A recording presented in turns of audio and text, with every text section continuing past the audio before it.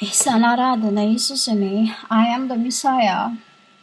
Sinaraya like Rahuna de Hala, Kunara Adihana from Tetragrammaton, Orion, the spirit of Thoth, refiner. To test the ability of the humanoid who was and who are, who claims to be kind. You know, there's many humans who claims to be compassionate, kind, hearted, humility. The word humility means devil, devil, devil, devil, devil. Humans. I was asked, have I never felt lonely or feel sorry for myself? Like being alone. Why I am in this wild. Why my father sent me here for a half and 1 year. Say a year and a half. I only knew the spirit realms. It says a divine. Mayan calendars.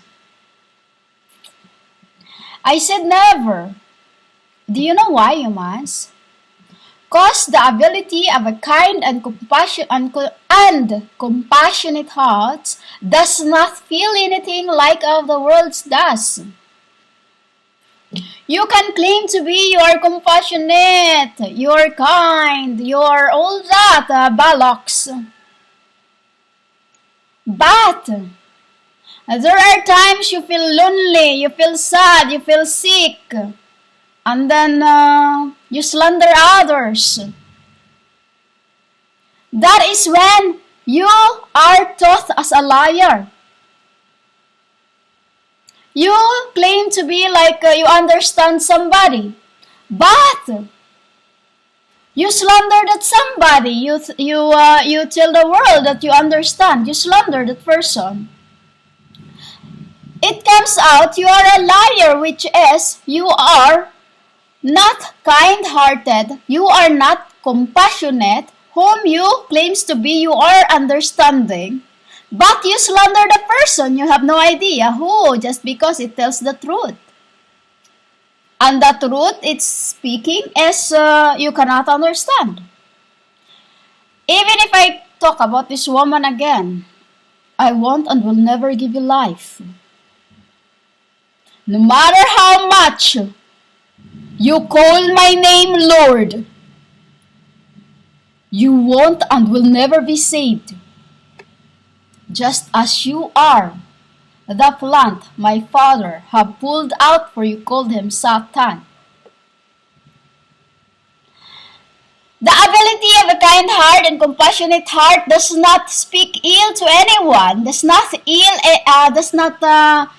slander anybody, does not feel anything like of the world's. You are float inside you without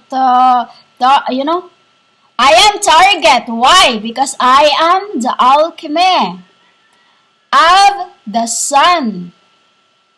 I am the gold associated with the sun, which is I've asked, what is the gold associated with the sun? I'll tell you that later, if I get to it. Tonight, you must, no matter how much true, kind, and compassionate hearts go through in life, through all kinds of tests and sufferings, they carry on as non-stoppable.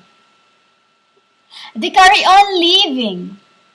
They don't feel tired. They feel energetic all the time. They feel happy in their heart all the time. They feel peace, tranquil, love, indestructible. But those who claims to love me, whom you call GSUS, so-called kind and compassionate, yet slander their brothers and sisters who they have no idea who they are liars. That alone is a proof that you are a false kind, compassionate heart. Because the true, compassionate, and kind heart does not feel anything of the world, name calling anyone, but trust the God deep within. If I am bandaged within, if I am within, because it is indestructible. True, compassionate, kind heart find joy and peace in helping others, You know, that is the true, kind, and compassionate hearts. They find joy and peace in helping others without blaspheming or slandering anyone. Name calling, talk ill about others when you have no idea who they are just because they speak of the truth. For you are not a true kind-hearted. You are not compassionate who can weigh the truth and the lie. You are just your own distractions. For true compassionate heart, kind, compassionate, the true kind and compassionate heart, feel happy and peace even though you're alone.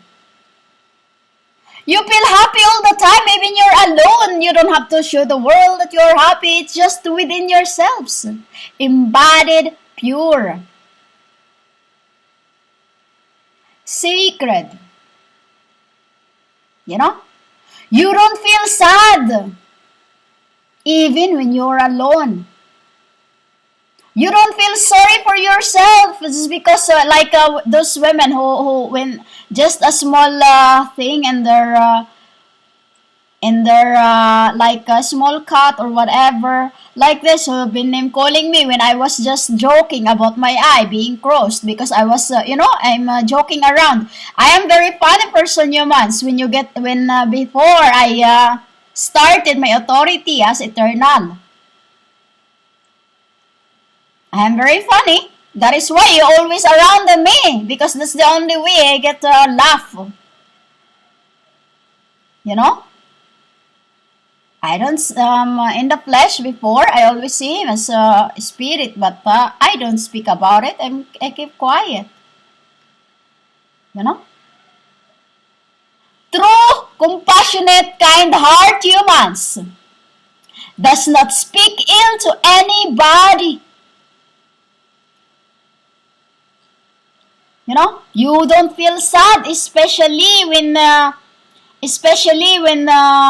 when you are true, compassionate, and kind heart. You don't slander anyone. Because true, compassionate hearts are the real golds alone. Are real golds alone. They don't feel sad. Through the test, through sufferings, even when you're alone, you don't feel sad, you don't feel lonely, you don't feel sorry for yourself, like going out, oh, I have a cat, oh, I have this, oh, I have that. Like that woman, because I was being funny, I crossed my eyes. You slander my people, you slander me. The Holy Spirit of God. And you tell to the world you are compassionate, true, kind heart, like you said you understand me, when you don't know how to weigh the lie and the truth. You are just a liar who were tested. You must. True, compassionate, kind hearts feel joy in every sufferings, and they don't feel tired or hungry. That is the ability of the true, compassionate, kind hearts. Wherever you are placed, you respect others you knew not. You connect through by the sacred hearts. Hello. It's even if you get just one through by the chest, Because I'm the one you connect to by the chest, and I connect them through by the head. Hollow of the head, because there is two head. There is two hollow. Hollow on the chest and hollow on the head. When you are me, you have hollow in eyes. You have hollow in your fingers. You have hollow in your, that hollow. Like in your finger, it's all like rings in all your fingers. It's basically like a light, and all kinds of light in your fingers. It's like in your world, like a ring. Elder rings.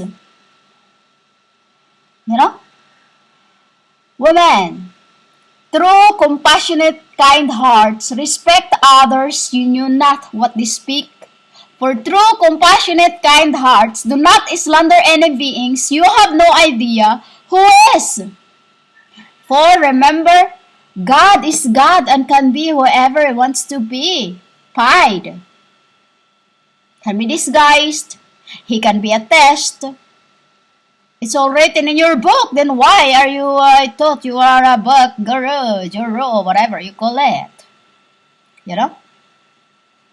True, compassionate, kind heart humans accomplish every test God sent through it. From what? Without slandering anyone. True, compassionate, kind hearts give everything for the sake of others. For the sake of others. I don't like to say this because I am not complaining about why I am here. Why I am here. No, I'm not complaining. True, compassionate, kind hearts humans flutes your souls and spirits. You give everything what you have, even the last bit. It's like a sample of this. A woman was in the wilderness. And in the wilderness, she was on her own. She have no food, she have nothing, she have as in nothing. And even her last bit, she give it to the hungry, who is more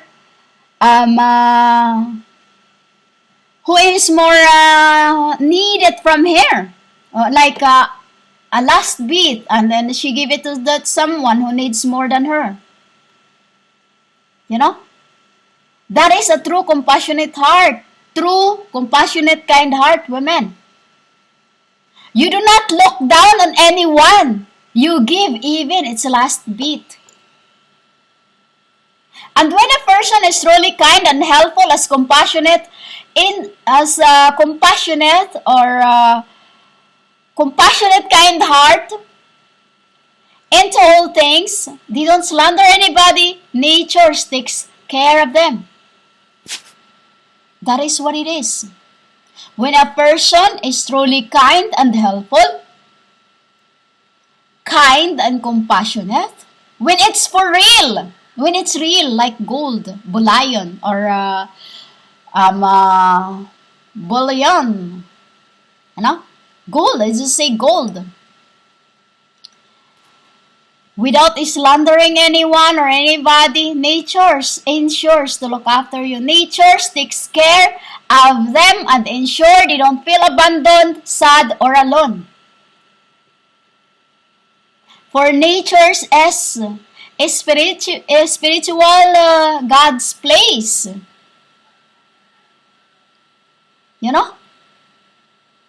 True, compassionate, kind heart humans are being looked after by nature's poor.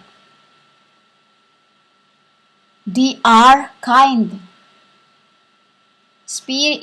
Kind. When you know how to respect all beings around you as true, compassionate, kind heart, God gives you what you want.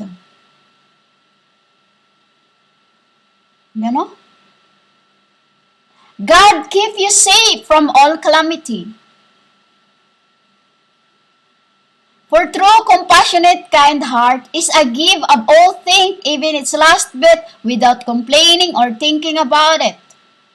You don't hesitate to help anyone in need. You find joy in helping those who are in need without hesitations and without mocking anyone or slandering anyone. That is true, compassionate, kind heart. You connect through the heart. You don't feel alone. You'll feel like a being in heaven with them. You won't feel sad. You won't feel alone. You won't feel lonely. You won't slander anybody. You won't name calling anybody as souls as pure innocent. You know? When your soul is pure and innocent, you admire and respect all things around you that God had created. Without name calling or slandering any being, you have no idea who's who. This is the word. I am. Who know the lies and true, the right and the wrong. I cannot be deceived by the worlds. What you send to me comes back to you as a calamity.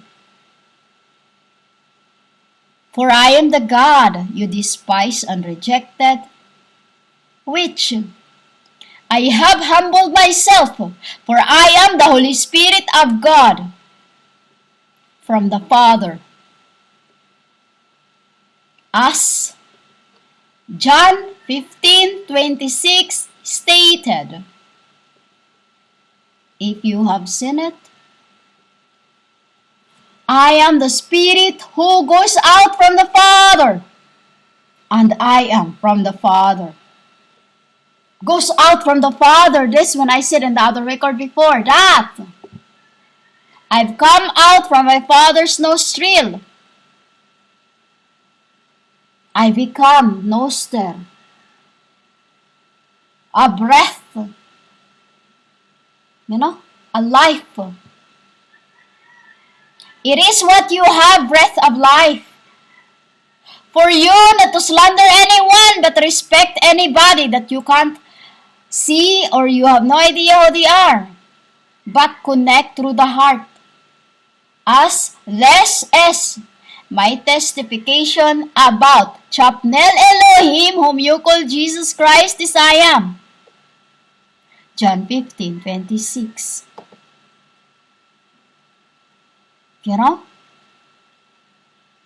The body was a furnace for the king to sit.